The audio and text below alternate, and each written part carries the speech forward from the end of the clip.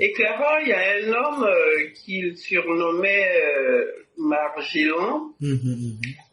Et aujourd'hui, je voudrais remettre un peu le point sur cette question, vu que le sentiment maléfique, enfin par rapport à ce sentiment maléfique de certains, d'une partie d'Ivoiriens.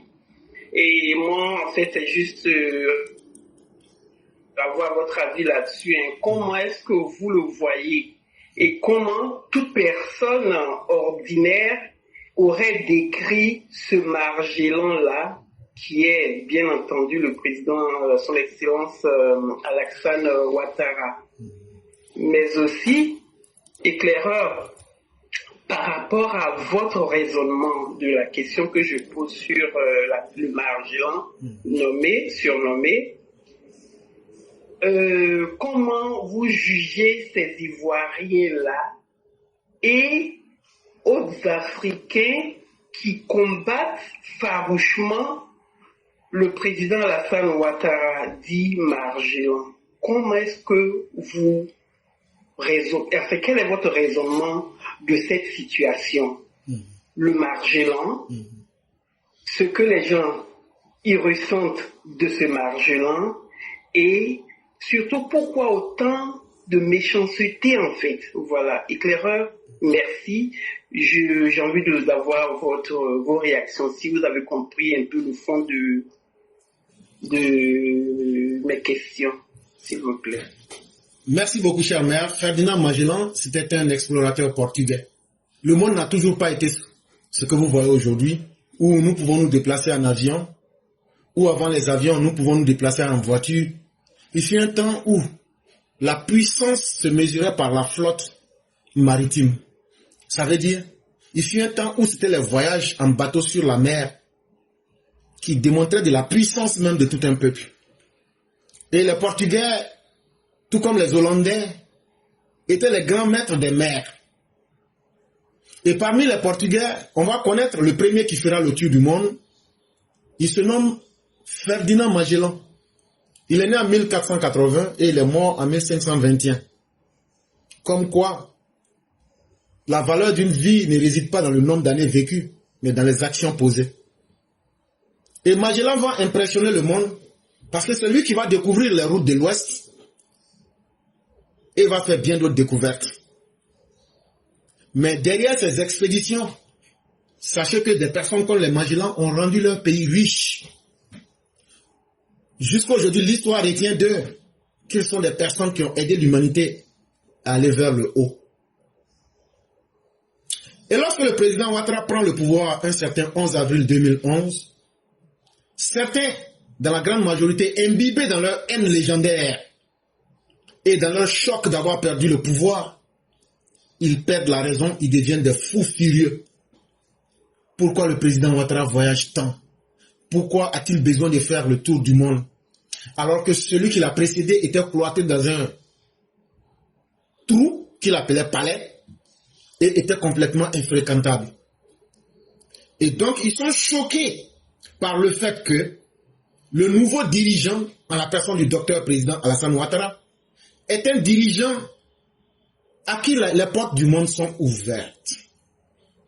Il peut se déplacer où il veut, quand il veut, alors que eux, leur faux dieu Gbagbo Laurent, le faux dieu en verre de terre, ne pouvait même pas sortir de son trou en rat. Et comme ils ont une psychologie inversée, ça veut dire dans leur tête, eux peuvent transformer le mensonge en vérité et transformer la vérité en mensonge. Ils peuvent de cette même manière transformer le faux. Ce qui est laid, ils peuvent le transformer en beau. Ce sont des véritables sorciers. Et donc, pour faire manifestation de leur sorcellerie légendaire, ils vont dire, il faut que déjà nous puissions saboter ce qu'il fait pour qu'il puisse être découragé de ses voyages. Mais quelques années après, qu'est-ce que nous constatons? Magellan, après avoir fait quelques voyages dans le monde, en 1 ou 2 années, il s'est assis chez lui et depuis pratiquement 13 ans, c'est le monde maintenant qui vient voir Magellan. Comme quoi, quand on a besoin du pape, on va à Rome.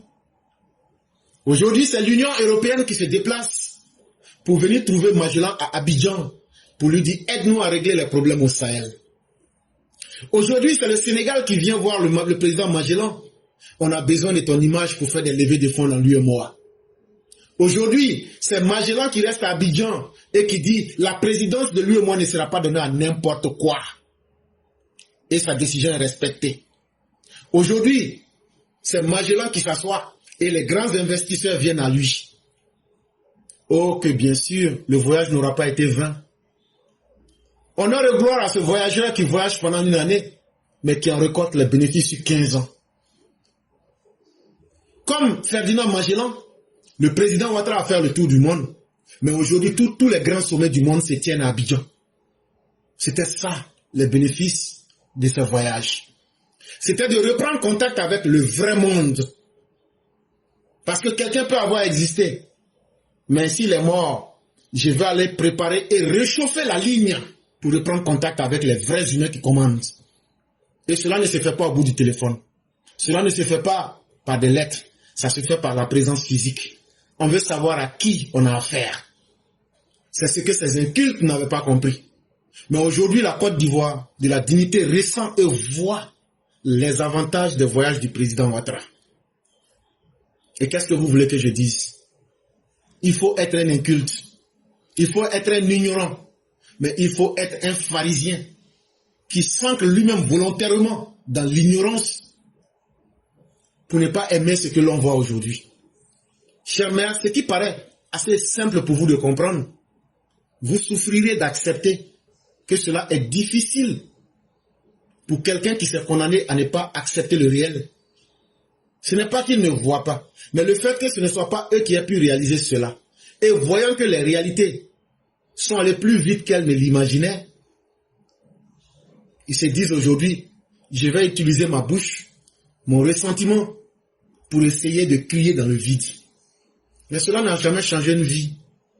Et nous, en tant qu'Ivoiriens, en tant que surtout Africains, nous sommes très fiers du docteur président Ouattara. Et je crois qu'il y a un président qui l'a dit, que si on avait au moins 3 ou 4 Ouattara, la Côte d'Ivoire, et pardon, l'Afrique était sauvée. Il y a quelqu'un qui l'a dit, c'est un président.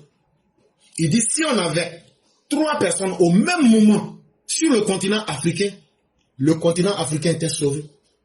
Regardez ce que le président Ouattara seul a pu faire en Afrique. Regardez aujourd'hui le point de concentration qu'il est devenu. Mes chères mères, à défaut de vous initier à la sorcellerie, vous ne comprendrez jamais l'état psychologique des sorciers. Et donc, laissez ces personnes dans leur sorcellerie. La vraie réalité, la Côte d'Ivoire aujourd'hui en chantier. La Côte d'Ivoire travaille. La Côte d'Ivoire évolue. Et tous les standards sont sortis du négatif. Aujourd'hui, si ce n'est que la méchanceté, la sorcellerie gratuite, personne ne peut l'ouvrir pour dire que la Côte d'Ivoire va mal. Mais je me souviens aussi que les sorciers nous disaient ceci. Mon petit, tu vois, tout ce que vous voyez, les voitures, nous en avons dans notre monde. Mais c'est tellement luxueux là-bas que dans votre monde réel, rien n'est bon. Mais quand Zérédia est venu attraper les sorciers, qu'est-ce qu'on a vu? Des boîtes de sardines, des capsules de Fanta et de Coca-Cola. C'est ce qui leur servait. Les capsules de Coca-Cola, c'est ça qui était leur piscine. Les boîtes de sardines que Gbagbo a distribuées, puis ils ont construit le pont Gbagbo là. C'est ça qui était devenu leur bateau. En fait, ils sont dans une psychologie inversée, comme des véritables sorciers. Tout ce qui fait honte, c'est ce qui fait eux leur grandeur. Et donc ne cherchez même pas à les comprendre, puisque le monde entier reconnaît déjà Ouattara. Le modèle de Ouattara est enseigné dans les grandes universités occidentales. Comment un homme peut prendre un pays complètement embourbé dans la guerre et en faire quelque chose qui brille aujourd'hui à 1000 feux et à 1000 lieues. Ça étonne beaucoup de personnes encore. Et Ouattara, de ce qu'il nous a fait savoir, il a étudié l'économie. Mais il a été aussi celui qui a mis en pratique ce qu'il a étudié. Il n'a pas été de ces historiens qui ne font que chercher des histoires pour toujours créer des problèmes.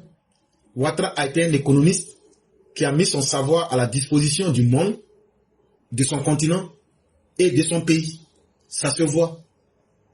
Et c'est toute cette jalousie-là qui est canalisée par la haine gratuite la méchanceté. Mes chères mères, il y a de la bénédiction dans cette méchanceté. Ça nous permet d'être conscients que le mal n'a pas changé. Imaginez-vous que les Gor avaient changé. Dans leur cœur, ils n'ont pas changé, mais ils utilisaient de bons mots, ils utilisaient de belles paroles. Mais aujourd'hui, vous et nous serions en difficulté de montrer ce qu'ils sont. Mais Dieu merci, la malédiction sachant faire ce qu'elle sait faire, eux-mêmes ils sortent pour se dévoiler tous les jours. Et les gens s'asseyent, ils disent, ah, c'est ce que Fantomas avec son groupe disait tous les jours. Bon, ce que vous voyez là, ça, ce n'est encore rien. Ils ont encore pire à nous proposer que cela.